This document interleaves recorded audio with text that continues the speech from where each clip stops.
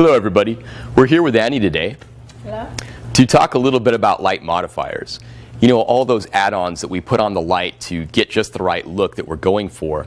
Now, we're starting off with a direct light source with just a basic modifier here with these barn doors, but as we go through this, we're going to add different components to this single light so you can see what that would do to a key light like this one. Now, there is some indirect fill coming in from this side of the stage as well, but this is the main light that we're going to focus on, and just by focusing on the one key light, we'll be able to get a look at what these different modifiers do. So without any light modifier, our direct light source is hitting Annie's face and creating some pretty harsh shadows there on the left.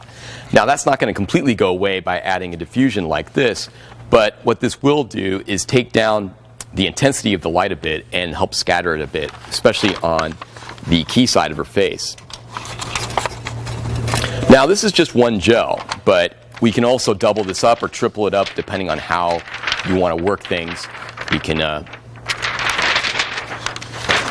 throw another one of these into the mix and see what that's going to do, test it out. And you can see again just the way that's diffusing the light and also just the way it's taking down the intensity of the light at the same time. If we want to go further without diffusing the light further, we can add an ND like this. And again, that ND is just going to cut down on the intensity of the light without causing any additional diffusion or adding any additional color to the key light. So with situations where that direct light source is still too much, even with a gel, we can turn things around and add an umbrella to the equation. And in this case, we've added a soft white umbrella. And there's no really reflective material on this umbrella. It's just a regular white fabric. So it's kind of like bouncing off of a whiteboard or a piece of foam core or a white wall. And the result is, again, more softening on the shadows. So we get that nice scattered diffused light, and the shadows are much less sharp than they were before, especially on her left side of her face, of Annie. And one thing with a setup like this is that for practical reasons, if you want a direct diffused light source similar to what we had with the gel, we can pivot this around and then get more light intensity on Annie's face while at the same time maintaining some of the softness we had by scattering the light with that diffuser. So we've added a little more intensity to this bounce light, and what we've done is just simply replace the white umbrella with a silver coated umbrella. As you can see there, it's very shiny silver, so that it's more reflective and the bounce light is going to be stronger, but we're still going to get that nice indirect light quality with the soft shadows that we had with the white umbrella. And for situations where the white umbrella is just too dark, this is a good substitute. Now, I should say that these umbrellas also come in gold, so if you'd like to add a little bit of warmth to the equation, you can get a gold-coated umbrella as well. Most basic spotlights are going to come with some form of barn doors pre-attached to them.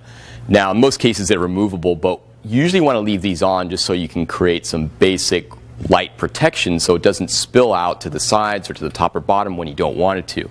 So obviously, if you have a barn door, you can take and just pivot that out and prevent that light from leaking onto perhaps the second camera, or perhaps it's a model's face that you don't want it to hit, or whatnot.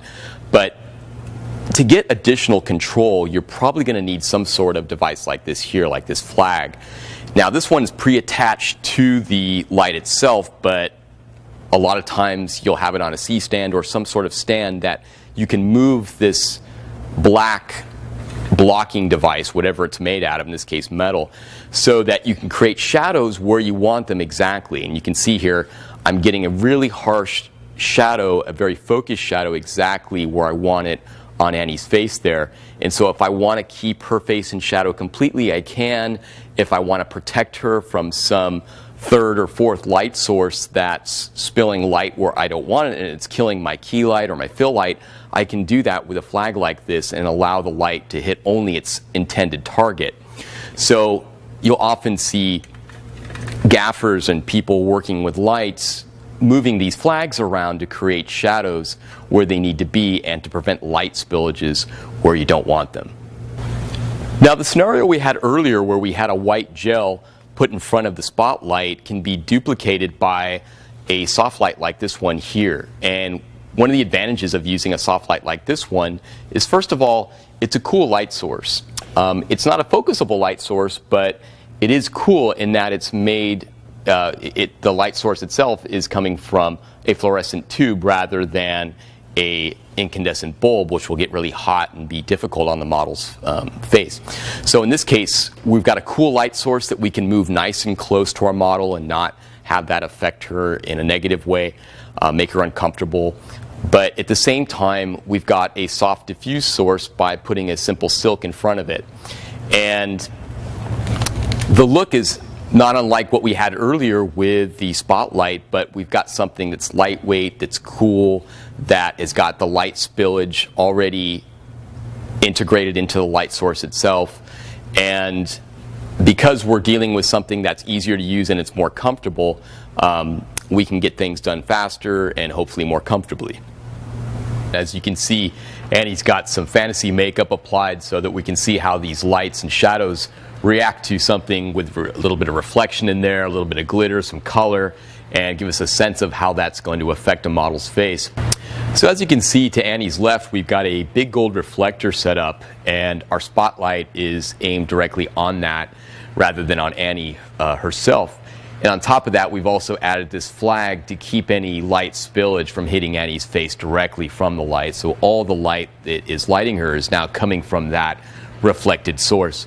And this situation could be good for fills, for edge light, or even perhaps as a key light in some situations, depending on the power of the light. But again, the idea is that we're getting a reflected light quality off of this surface, something similar to what we saw with the umbrella. And because of its size, we're going to get something that can light a larger area and still keep consistency throughout. We can change colors on this as well. We can go with a silver instead of a gold.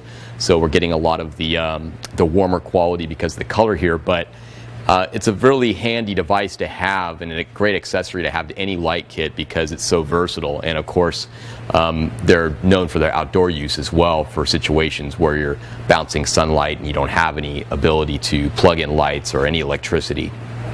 Thanks for watching Linko TV. I hope you've enjoyed this video. Linko would like to offer you the use of their studios with all of your lighting equipment needs for all aspiring photographers and models free of charge. They are located in Santa Fe Springs, California. And for more details, feel free to email them below at the address. See you soon.